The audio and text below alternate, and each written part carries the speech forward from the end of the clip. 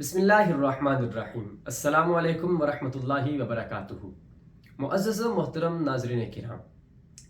آج 3 رمضان المبارک حضرت سیدہ فاطمۃ الزہرا رضی اللہ تعالی عنہا کا یوم وصال ہے۔ علامہ اقبال رحمۃ اللہ تعالی علیہ نے سیدہ خاتون جنت رضی اللہ تعالی عنہا کی بارگاہ میں ہدیہ عقیدت و محبت پیش کرتے ہوئے رموز بے خودی میں آپ کی رفعت شان کے متعلق پوری ایک مفصل فارسی نظم لکھی۔ اس کے 3 سے 4 اشعار میں آپ کی سماعتوں کی نظر کرنا چاہوں گا۔ اقبال اس نظم میں فرماتے ہیں کہ مریم از یک نسبت عیسیٰ عزیز، از سے نسبت حضرت زہرا عزیز، کہ حضرت مریم سلام اللہ علیہا کا بڑا مقام و مرتبہ ہے کہ اللہ تعالیٰ نے حضرت مریم کے اسم گرامی پہ 16ویں پارے میں پوری کی پوری ایک مکمل صورت نازل فرمائی، اور حضرت مریم علیہ السلام کے خاندان کا تذکرہ کرتے ہوئے پارہ نمبر 4 میں اللہ تعالیٰ نے سورہ آل عمران نازل فرمائی۔ یہ ان کی شان ہے، یہ ان کا مقام ہے۔ اقبال فرماتے ہیں کہ حضرت مریم سلام اللہ علیہا کا یہ مقام کس وجہ سے ہے کہ مریم از یک نسبت عیسیٰ عزیز، کہ حضرت مریم سلام اللہ علیہا فقط اس وجہ سے معزز ہیں کہ اللہ تعالیٰ نے انہیں حضرت عیسیٰ علیہ السلام کی والدہ ماجدہ کا شرف عطا فرمایا ہے۔ اور وہیں پہ اگر سیدہ خاتون جنت حضرت فاطمۃ الزہرا رضی اللہ تعالی عنہا کے مقام و مرتبہ کی بات کی جائے، اقبال فرماتے ہیں از سے نسبت حضرت زہرا عزیز، کہ حضرت فاطمۃ الزہرا رضی اللہ تعالی عنہا 3 نسبتوں کی وجہ سے اللہ کی بارگاہ میں نہایت معزز ہیں۔ وہ 3 نسبتیں کون کون سی ہیں؟ فرماتے ہیں نور چشم رحمت للعالمین، امام اولین و آخرین، کہ آپ کے لیے پہلی نسبت یہ ہے کہ اللہ تعالیٰ نے آپ کو اس ہستی کی، اس عظیم شخصیت کی بیٹی بنایا ہے کہ جو تمام جہانوں کے لیے رحمت بن کے تشریف لائے ہیں، اور آپ کو اللہ تعالیٰ نے اس عظیم ہستی کی نور چشم بنایا ہے کہ جو کائنات میں گزر جانے والے پہلے لوگوں کے بھی امام ہیں اور کائنات میں آنے والے بعد والوں کے بھی امام ہیں، امام اولین و آخری۔ اور اقبال فرماتے ہیں دوسری نسبت کیا ہے؟ بانویاں تاجدار حل عطا، مرتضی مشکل کشا شیر خدا، کہ حضرت فاطمۃ الزہرا رضی اللہ تعالی عنہا کی دوسری نسبت یہ ہے کہ اللہ تعالیٰ نے انہیں جس ہستی کی زوجہ بنایا ہے، جس ہستی کی بیوی بنایا ہے، اہلیہ بنایا ہے، وہ ہستی کون ہے؟ وہ مرتضی ہیں، جنہیں اللہ تعالیٰ نے منتخب فرما لیا ہے۔ وہ مشکل کشا ہیں، اللہ تعالیٰ کی عطا کی جانب سے، اس کی عطا سے لوگوں کی مشکلیں آسان کرتے ہیں، اور شیر خدا ہیں کہ وہ ایسے شیر خدا ہیں کہ جن کی ایک للکار سے کفر کے ایوانوں میں لرزہ طاری ہو جاتا ہے۔ اور یہ وہ ہستی ہیں بانویاں تاجدار حل عطا، کہ جنہیں اللہ تعالیٰ نے حل عطا کے تاجدار، کہ جن کی شان میں حل عطا سورۃ الدہر کی آیات نازل ہوتی ہیں،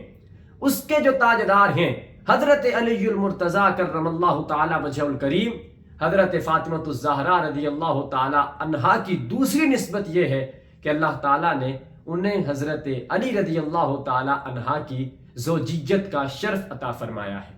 اور آپ فرماتے ہیں تیسری نسبت حضرت فاطمہ کے معزز و مکرم ہونے کی کیا ہے؟ فرماتے ہیں مادر مرکز پرکار عشق، مادر کارواں سالار عشق۔ اقبال فرماتے ہیں کہ ویسے تو عشق و محبت کی داستان ایسی ہے جس کی انتہا نہیں ہے، بلکہ ایک اور مقام پہ علامہ صاحب فرماتے ہیں کہ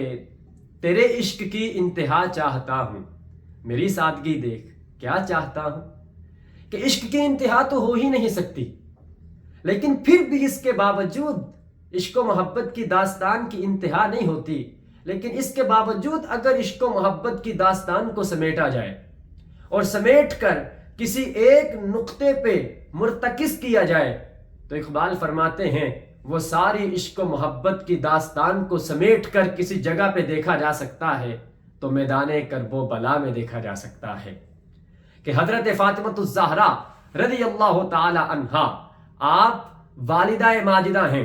کن کی والدہ ماجدہ؟ کہ جو پرکار عشق کا مرکز ہیں. یعنی عشق کو اگر ایک پرکار کی حیثیت دی جائے، وہ پرکار کے جو اپنے مرکز پہ رہ کر ہر جانب گھومتی ہے اور لائنیں لگاتی ہے، سطریں کھینچنے کا کام کرتی ہے. اقبال فرماتے ہیں کہ اس پرکار عشق کا مرکز حضرت امام حسین رضی اللہ تعالی عنہ کی ذات ہے، اور حضرت امام حسین کی والدہ ہونے کا شرف جس ہستی کو حاصل ہے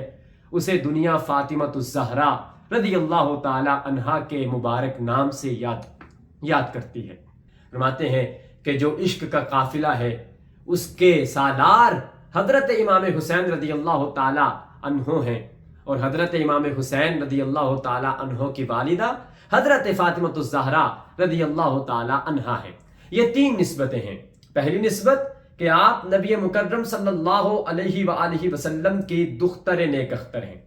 اور دوسری نسبت حضرت علی المرتضیٰ کرم اللہ تعالی وجہ الکریم کی زوجہ ہیں، اور تیسری نسبت حضرت امام حسین رضی اللہ تعالی عنہ کی والدہ ماجدہ ہے. یہ ساری چیزیں تفصیلات بیان کرنے کے بعد اقبال آخر میں ایک اسوہ، ایک نچوڑ، لب لباب اور خلاصہ پیش کرتے ہیں. فرماتے ہیں مزرعِ تسلیم را حاصل بطول، مادران را اسوہ کامل بطول. فرماتے ہیں کہ تسلیم و رضا کی کھیتی کا اگر لب لباب دیکھنا چاہو تو وہ حضرت فاطمہ الزہرا رضی اللہ تعالی عنہا کی شخصیت میں نظر آتا ہے. اور پوری دنیا کی ماؤں کے لیے اگر کوئی اسوہ کامل ہے تو وہ حضرت فاطمہ الزہرا رضی اللہ تعالی عنہا کی شخصیت میں اسوہ کامل موجود ہے. احباب ذی وقار، حضرت سیدہ فاطمہ الزہرا رضی اللہ تعالی عنہا کی زندگی سے جہاں بے شمار ان گنت پہلوؤں کے حوالے سے رہنمائی میسر آتی ہے، وہیں ایک پہلو جو آج ہمارے لیے انتہائی اہم اور اہمیت کا حامل ہے وہ ہے اولاد کی تعلیم و تربیت. آج دیکھا جاتا ہے کہ کہیں نہ کہیں ہم تربیت اولاد سے غفلت کا شکار ہیں، کہ اکثر والدین بچپن میں اپنی اولاد کی حرکات و سکنات کو یہ کہہ کر اگنور کرتے ہیں کہ ابھی بچہ ہے، اور جب تھوڑی سی بچے کی عمر بڑی ہوتی ہے، 4-5 سال کا بچہ ہوتا ہے، تو اسے اسکول کے حوالے کر دیا جاتا ہے، اور پھر والدین یہ سمجھ رہے ہوتے ہیں کہ اب ساری کی ساری ذمہ داری اسکول کے اساتذہ کی ہے. اور اسی انداز میں اگر دیکھا جائے تو اسکول سے آنے کے بعد ٹیوشن سینٹر یا اکیڈمی کے حوالے بچے کو کر دیا جاتا ہے، اور یوں تربیت کا پہلو بالکل مفقود ہو جاتا ہے. نبی مکرم صلی اللہ علیہ وسلم نے ارشاد فرمایا تھا کہ کوئی بھی والد اپنی اولاد کو سب سے بہتر تحفہ جو دے سکتا ہے وہ عمدہ اخلاق کا تحفہ ہے، وہ تربیت کا تحفہ ہے، وہ اچھے آداب سکھانے کا تحفہ ہے. آج ہمیں اس پہلو کی جانب بھی توجہ مبذول کرنی چاہیے کہ ہم اپنی اولاد کی تربیت کر پا رہے ہیں یا نہیں کر پا رہے، ہم ان کو کیا کچھ سکھا رہے ہیں اور کیا کچھ سکھانے کی کوشش کرنی چاہیے. نبی مکرم صلی اللہ علیہ وسلم ایک جانب اپنے نواسوں سے اس قدر محبت فرماتے ہیں کہ آپ حضرت فاطمہ رضی اللہ تعالی عنہا کے گھر کے باہر سے بھی گزریں اور وہاں نواسوں کے رونے کی آواز آئے تو آپ فرما دیتے ہیں کہ فاطمہ ان کو نہ رلایا کرو، ان کے رونے سے میرا دل روتا ہے. لیکن دوسری جانب اس قدر شدید محبت کے باوجود تربیت کا پہلو مفقود نہیں ہے. تربیت یوں کرتے ہیں کا ایک ٹوکرا رکھا ہوتا ہے اور آپ کا ایک نواسا اس میں سے ایک کھجور کا دانہ اٹھا کر منہ میں رکھتا ہے اور آپ اس کے منہ میں انگلی ڈال کر اس کھجور کو باہر نکال دیتے ہیں اور فرما دیتے ہیں کہ یہ صدقہ ہے، اور آل محمد صلی اللہ علیہ وآلہ وسلم کے لیے صدقہ استعمال کرنا جائز نہیں ہے. دوسری جانب حضرت فاطمہ الزہرا رضی اللہ تعالی عنہا سے محبت اس انداز کی ہے، فرما رہے ہیں فاطمہ میرے جگر کا ٹکڑا ہے. لیکن دوسری جانب تربیت کا پہلو مفقود نہیں ہے. حضرت علی المرتضیٰ کرم اللہ تعالی وجہ الکریم اصرار کر کے حضرت فاطمہ الزہرا رضی اللہ تعالی عنہا کو جب حضور اکرم صلی اللہ علیہ وآلہ وسلم کی بارگاہ میں بھیجتے ہیں کہ حضور سے کوئی خادمہ طلب کریں، کوئی غلام طلب کریں جو آپ کی خدمت کرے، جو آپ کے کام کاج میں آپ کے لیے مدد کا باعث بنے۔ سیدہ فاطمۃ الزہرا رضی اللہ تعالی عنہا جب حضور کی بارگاہ میں جاتی ہیں تو مصطفیٰ کریم صلی اللہ علیہ وسلم مسکرا کے فرماتے ہیں کہ فاطمہ کیا تمہیں ایسا وظیفہ نہ بتا دوں جو خادم سے، غلام سے کئی درجے بہتر ہو؟ کہا کیوں نہیں، مجھے وہی وظیفہ عنایت فرما دیں۔ تو حضور فرماتے ہیں کہ رات کو جب سونے لگو، بستر پہ جانے سے پہلے 33 مرتبہ سبحان اللہ، 33 مرتبہ الحمدللہ، اور 33 بعض روایات میں 34 کے الفاظ ملتے ہیں، اللہ اکبر پڑھ لیا کرو۔ یہ تمہارے لیے خادم اور غلام سے زیادہ بہتر ہے۔ بعض محدثین نے لکھا ہے کہ جو انسان صدقے دل سے، یقین سے اس وظیفے کو پڑھتا ہے، دن بھر کی تھکاوٹ اس سے دور ہو جاتی ہے، وہ تھکاوٹ کے اثرات سے بالکل محفوظ ہو جاتا ہے اور تھکاوٹ کے آثار زائل ہو جاتے ہیں۔ تو یہ تربیت کا پہلو ہے جو حضور اکرم صلی اللہ علیہ وآلہ وسلم نے اپنی اولاد کے حوالے سے پیش نظر رکھا۔ آئیے کوشش کیجئے کہ رمضان المبارک کی ان بابرکت گھڑیوں میں،